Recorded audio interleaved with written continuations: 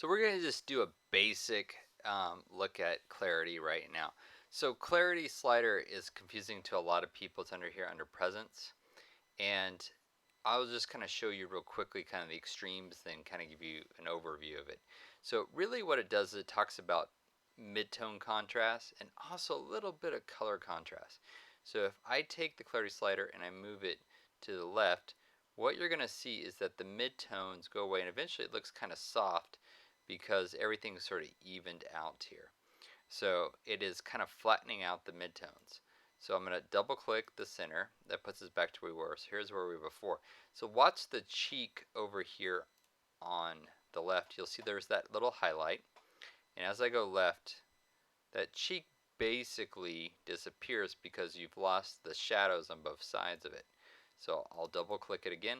And if I go the other direction, you're going to really see quite a bit more of contrast on both sides of that highlight. So if we look at the hair, for example, there's a lot of midtone in here. And if I move the clarity slider to the right, you're going to see a lot more.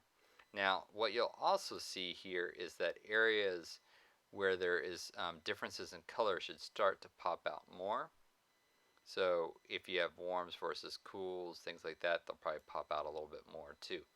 Now, this is too strong. This is kind of a stylized look.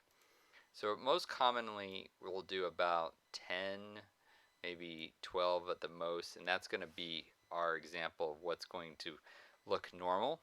So I'll go back to the Y here, that takes us to the very beginning. If I go back to here, you can see this is what it looked like before I started.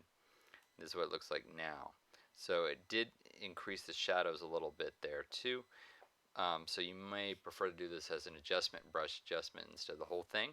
But that gives you an idea of quick, simple use for clarity. So most photographs people like to have a little bit of pop to, maybe keep it around 10, and that would give you sort of a normal look.